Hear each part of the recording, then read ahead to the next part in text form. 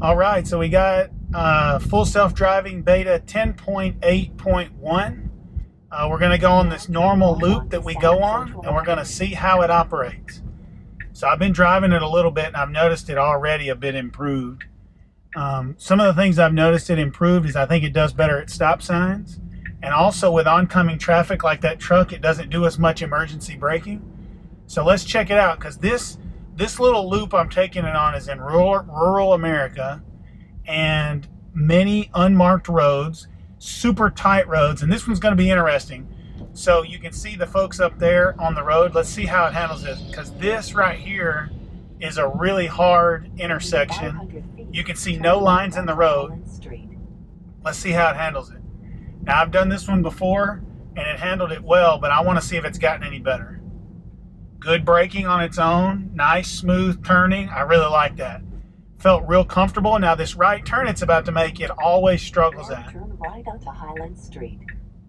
So what happens usually is it stops too short like it did here, which I don't like that. I'm going to let it do its thing though. Now it makes the right, and usually it stops right here, and it did again. Here's the stop. No reason to stop. Nothing here, so I'm giving it gas. It should not have stopped there. And once I gave it a little gas, it feels confidence. And so here we go, going around the corner. You can see again, 0 lane markings. Let's see if we can get it to go over 30 with 0 lane markings. No, still no lane markings means it doesn't go over 30. And that's a little frustrating because there's a lot of unmarked roads in rural Mississippi, and the car will not go over 30 if it cannot see a lane marking. All right, let's see it. And what I mean by that is a yellow line in the middle of the road. Approaches the stop sign on its own well. I think the graphics on the screen are outstanding. You can see all the cars there. Nice acceleration. It did all that on its own. Outstanding there. Moved over for that truck. I think it's operating really well right here. In 500 feet, turn right onto State Highway 15 North. Now, a video I made in the past, when it got up to this red light up here, it couldn't really decide whether or not to pull out. Now turn right onto State Highway 15 North. Let's see if it puts the blinker on. Blinker comes on. Now, I don't know if there was a video I made where it got up here, it creeped, and then a big truck like that was right there, and it tried to pull out in front of the big truck. So let's see what it does here. You can see it's kind of unsure. It's pulling out, it's stopping, it's pulling out, it's stopping, and now here it goes, super fast. Handled that pretty well. I mean, it wasn't perfect, but I would say it was pretty good. Braking, you can see the red car up there. The red car was way up there. No reason to brake there, but it did. Okay, let's put in a second destination. One thing that it struggles, like, see, it accelerated and then it saw that truck and it's going super hard at it and then it finally brakes.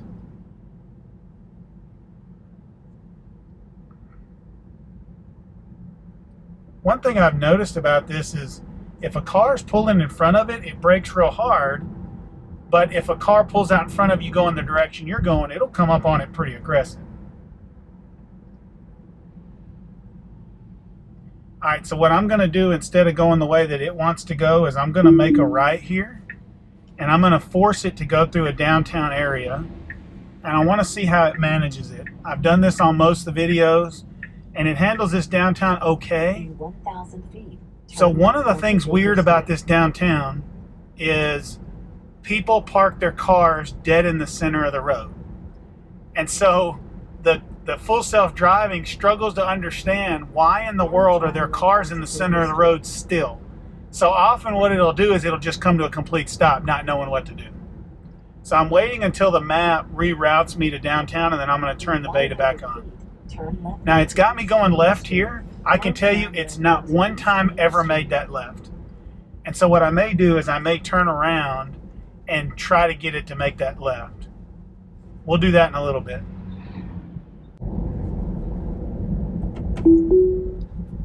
All right, so we're going back down this same road. I turned around. Let's see if the car makes this left. So this left, you can see it's like a little Y. It isn't a straight left. It's not one time since I've owned the car made this left in FSD. Every time it blinks left, blinker will come on, then it never slows and it never turns. Let's see what it does here. Blinker came on. Let's see if it ever slows and stops. No. It never, notice it never stopped. And then it just keeps on going and decides never mind. So it's still 10.8.1 hasn't changed anything. It still didn't make that left. All right, so here we come on a kind of a downtown area, and car doing a great job braking for the car in front of it. That's outstanding. I mean, that's perfect. It brakes slow, comfortable. Now it's sitting here still. It should go on and go at this point. Nothing in the way. I can read the lips of the lady behind me saying go, which I don't blame her. All right, so this downtown area we're coming up on is the one I was talking about. They park cars in the dead center of the road. There's not very much parking, but a ton of people. And so it's been kind of tradition here. It's kind of a cool thing. If you ever come to New Albany, Mississippi, you got to park your car in the middle of the road. But what they do, and car handling that intersection perfect, they park their cars in the middle of the road. Well, FSD sees those cars in the middle of the road, and it kind of freaks out. I was on it earlier today, and it just came to a complete stop. It wouldn't drive. So let's see what it does here in just a second. Sorry, I said that wrong. On 10.8, it would just come to a complete stop. Let's see what it does with 10.8.1 if it can handle it any better. So we're coming up, and you can see the stop sign up ahead. Right through that stop sign is where everybody parks in the middle. So let's see how it handles it. Now, like we've said multiple, now I love how it kind of gave some respect to the pedestrians. Slowed down to kind of see what they were going to do. All right, here we go. So we're stopped. You can even see the UPS truck up there parked in the middle of the road. So here we go. Car's going. But you can see UPS truck parked in the middle. And FSD, let's see if it stops. Handled it pretty good. I'm surprised. You see some more cars parked up in the middle. Let's see what we do. And that car's actually turning. And so it's just going to get behind them, which is not what it should do. It should go ahead and go around. So I'm going to disengage. And then I'm going to re-engage. But you can see that car just parked in the middle of the road. And it handled it pretty good. This is kind of a nightmare for FSD, right? I mean, look at all there is to mess up. Cars everywhere, people backing out, pedestrians, the whole deal. Okay, it should be getting over. It does. Good job. So I would say that trip through downtown was better than on 10.8. It went around that UPS truck beautifully. I mean, that UPS truck had both red lights flashing. The car could have easily thought it was a car parked in front of it, and it didn't. It handled it perfect.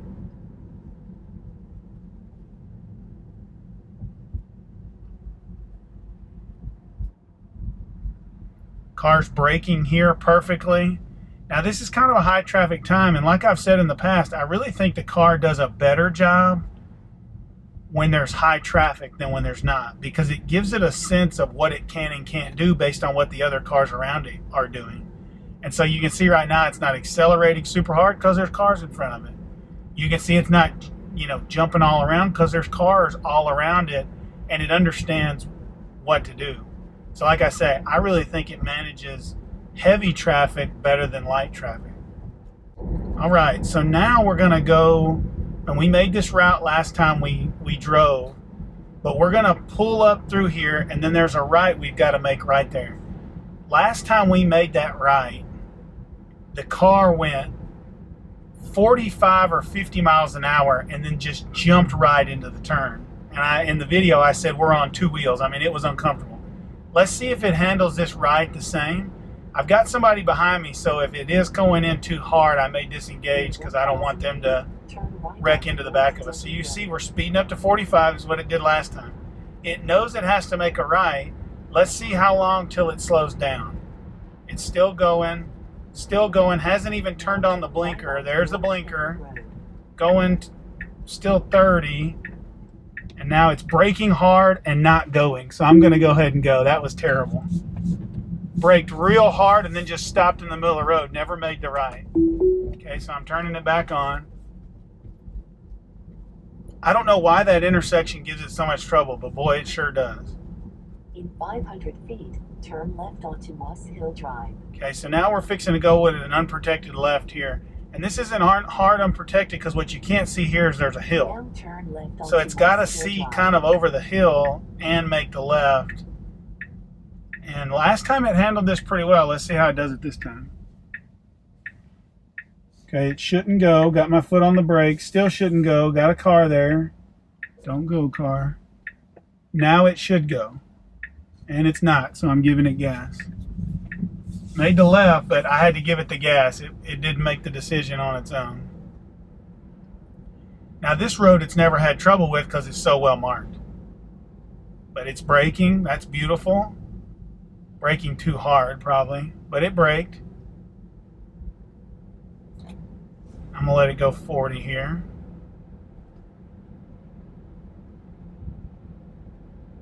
And I know I've said this a lot, but I think it's worth noting. And now notice here, no phantom braking. That was great. And before, with that car approaching us, it would have braked real hard. But this road's so well marked, it handles it perfect. We're going 45 miles an hour. It's not having any trouble going 45 miles an hour. But we're about to get on a road where the markings are poor, and you'll see the speed limit's like 45, and it won't do but 30 miles an hour. All right, so should be making a right coming up. Going 50. I like the speed we're going. And I think it has to do with the well-marked roads. Braking smoothly. I think that was a real comfortable brake. Creeping right. Really good. Nice and assertive. That was beautiful. That was beautiful. Handled that intersection like a champ. So I'm going to put the speed limit up to, it's a school zone right now and it's flashing, so I'm going to lower it. But when we get through this school zone, then I'm going to put the speed limit up to 55, and you'll see it won't do that because the road's not marked up ahead.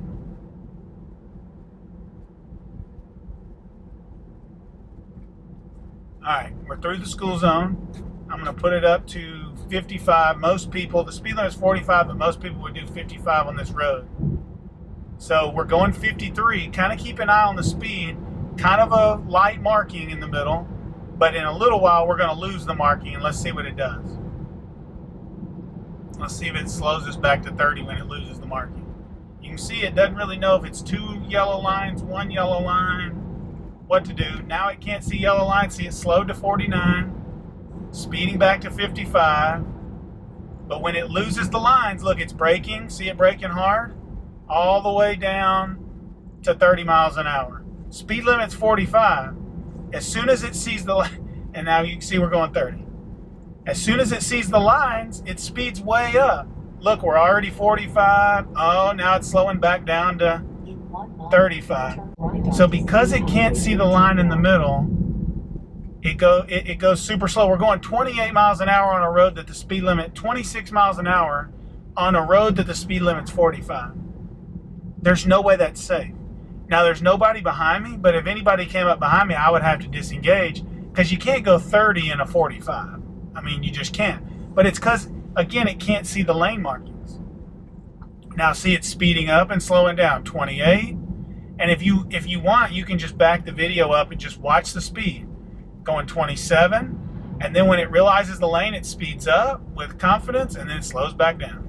See, we're up to 38, 40, 45, 50, and then we're at 55. As soon as it loses the lane marking, watch, it'll go back down. Now, it's going to be good lane markings here because we're about to go over a railroad track.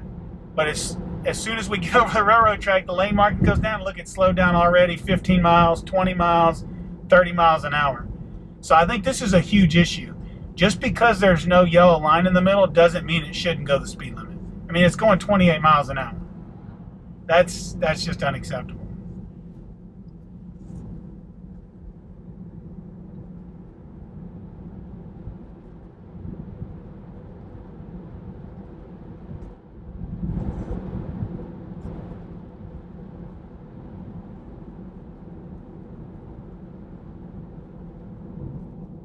Now, if you follow the Mars Hole blog on Twitter, we had a conversation about this, and he basically said, I mean, the car has to be able to travel, has to be able to do just as well with or without the lane markings. Now, this is weird. There's a turn lane. We should be stopping way up there, and it's stopped. You can even see in the image here how far back it is. Shouldn't be that far back. Now, this is the exact same road that it couldn't go, and it jumped out in front of a truck, which has happened a couple times. All right, now it can go. Go, car. Not going, creeping, and now it's finally going. And the max is 65, so watch how fast it'll ramp up to that 65 miles an hour.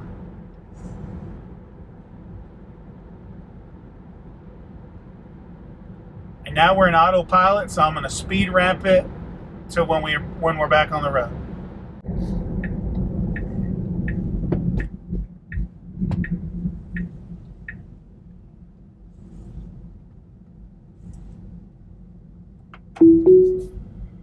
All right, so we're going to finish up with a challenging area of town. This is a part of town that is very poorly marked, but also tons of homes.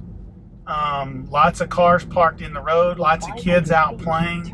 So let's see how it handles this, and then we'll make a left turn that we've made a bunch on the videos and see if it's any better. So far, what I would say is I don't see this being much better. I think it's handling intersections better, but that's probably about it. Which, going from 10.8 to 10.8.1, you're not going to see a huge improvement. All right, so we're making a left, but we're way back. It's creeping forward. Let's see how it handles it. And here we go. Now, yeah, that's okay. I'm going to slow it down because this is probably a part of town you really don't want to go too fast. I think it's handling that car in the road real well. Great distance from that car in the road. Comfortable distance. Notice there's no markings. I think it does really well on roads where the markings are non-existent, but it's allowed to go below 30. When it has to go above 30, that's where it struggles. Again, some reflection about it. 10.8.1 versus 10.8. I think intersections it handles better. But like that one, I mean, there's clearly nobody here and it creeped forever. Alright, so here we come up. Turn right onto Highland Street. We're going to make kind of a stop here. Should stop. And it just ran that stop sign outright. Didn't even stop. Don't know if you saw that. Never stopped. It was clear, so I was going to see if it would do it, and it didn't. Right onto Highland Street. See if it would stop, and it didn't. Alright, now we're supposed to take a right, and it's way back. I don't like how far from the stop sign stopping area it stops. Let's see how it handles this right with that car right there. And it's just not gonna. It says, I'm not going with a car there. So I had to make it go.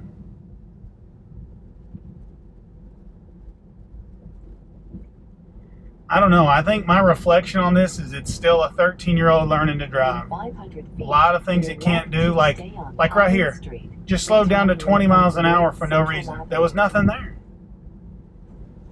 It's like a 13-year-old. I mean, you know, the moment it gets uncomfortable, it stops. It brakes and it stops, which is safe, but it's definitely not ready for wide adoption, I don't think. Alright, so we're making a left. It's always struggled at this intersection. It's making it though. Now turn left onto North Central. Now let's see how it makes this left turn. It's always struggled at this left turn, going real fast and real jerky. You can see the steering wheel. Now it made it though, but I mean it's like this. Now let's see how it makes this right. Kind of a hard right turn. Good job. It's always done that one well. Now we're looking straight into the sun, so I wonder how that's going to affect the camera. Doesn't seem to affect it at all. But this is the spot where, I don't know if you remember, we were doing a video and it tried to turn into a car, and if I had let it, it would have wrecked. Turn left onto But East Main handled Street. that well. Here we come to the stop sign. Stopping too far back. We beat the car there, but it didn't go, so I'm having to give it gas. Shouldn't have to give it gas there. It should have just gone.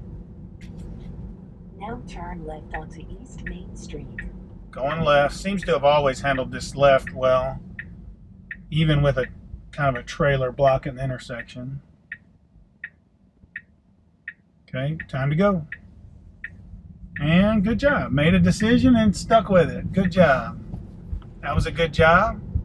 Now, if you remember, this stop sign up here is the stop sign that it'll get to, and then it'll creep for like 4 or 5 creeps before it finally goes.